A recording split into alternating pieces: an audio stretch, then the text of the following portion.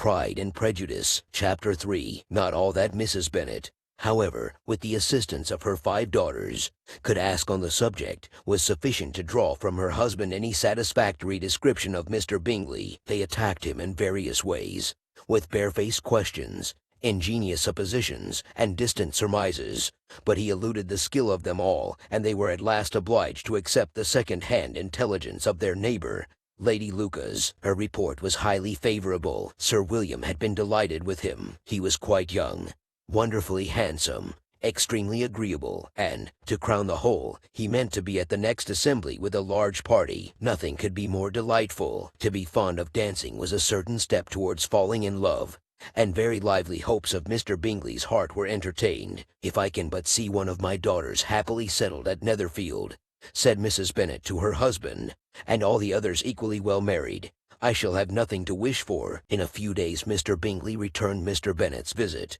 and sat about 10 minutes with him in his library. He had entertained hopes of being admitted to a sight of the young ladies, of whose beauty he had heard much, but he saw only the father. The ladies were somewhat more fortunate, for they had the advantage of ascertaining from an upper window that he wore a blue coat and rode a black horse. An invitation to dinner was soon afterwards dispatched, and already had Mrs. Bennet planned the courses that were to do credit to her housekeeping, when an answer arrived which deferred it all. Mr. Bingley was obliged to be in town the following day, and consequently unable to accept the honour of their invitation, etc. Mrs. Bennet was quite disconcerted. She could not imagine what business he could have in town so soon after his arrival in Hertfordshire, and she began to fear that he might be always flying about from one place to another, and never settled at Netherfield as he ought to be. Lady Lucas quieted her fears a little by starting the idea of his being gone to London only to get a large party for the ball, and a report soon followed that Mr. Bingley was to bring 12 ladies and 7 gentlemen with him to the assembly. The girls grieved over such a number of ladies, but were comforted the day before the ball by hearing that instead of 12, he had brought only 6 with him from London, his 5 sisters and a cousin, and when the party entered the assembly room it consisted of only 5 altogether: Mr. Bingley, his 2 sisters, the husband of the eldest, and another young man. Mr. Bingley was good-looking and gentlemanlike. He had a pleasant countenance, and easy, unaffected manners. His sisters were fine women, with an air of decided fashion. His brother-in-law, Mr. Hurst, merely looked the gentleman, but his friend Mr. Darcy soon drew the attention of the room by his fine, tall person, handsome features, noble mien, and the report which was in general circulation within 5 minutes after his entrance, of his having 10,000 a year. The gentleman pronounced him to be a fine figure of a man.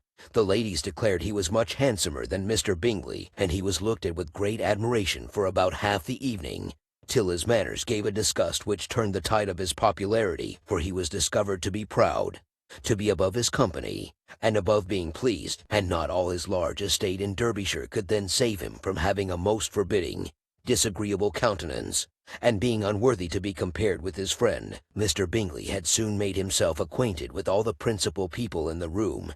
He was lively and unreserved, danced every dance, was angry that the ball closed so early, and talked of giving one himself at Netherfield. Such amiable qualities must speak for themselves. What a contrast between him and his friend! Mr. Darcy danced only once with Mrs. Hurst, and once with Miss Bingley, declined being introduced to any other lady, and spent the rest of the evening in walking about the room, speaking occasionally to one of his own party. His character was decided. He was the proudest, most disagreeable man in the world, and everybody hoped that he would never come there again. Amongst the most violent against him was Mrs. Bennet, whose dislike of his general behaviour was sharpened into particular resentment by his having slighted one of her daughters. Elizabeth Bennet had been obliged, by the scarcity of gentlemen, to sit down for 2 dances, and during part of that time Mr. Darcy had been standing near enough for her to overhear a conversation between him and Mr. Bingley, who came from the dance for a few minutes, to press his friend to join it. "Come, Darcy," said he, "I must have you dance. I hate to see you standing about by yourself in this stupid manner. You had much better dance." "I certainly shall not. You know how I detest it, unless I am particularly acquainted with my partner. At such an assembly as this, it would be insupportable. Your sisters are engaged, and there is not another woman in the room whom it would not be a punishment to me to stand up with. I would not be so fastidious as you are. cried Bingley, "for a kingdom, upon my honor. I never met with so many pleasant girls in my life as I have this evening, and there are several of them you see uncommonly pretty. You are dancing with the only handsome girl in the room," said Mr. Darcy, looking at the eldest Miss Bennet. "Oh, she is the most beautiful creature I ever beheld, but there is one of her sisters sitting down just behind you, who is very pretty, and I dare say very agreeable. Do let me ask my partner to introduce you. Which do you mean?" And turning round, he looked for a moment at Elizabeth, till catching her eye, he withdrew his own and coldly said, "She is tolerable, but not handsome enough to tempt me, and I am in no humor at present to give consequence to young ladies who are slighted by other men. You had better return to your partner and enjoy her smiles, for you are wasting your time with me." Mr. Bingley followed his advice. Mr. Darcy walked off, and Elizabeth remained with no very cordial feelings towards him. She told the story, however, with great spirit among her friends, for she had a lively,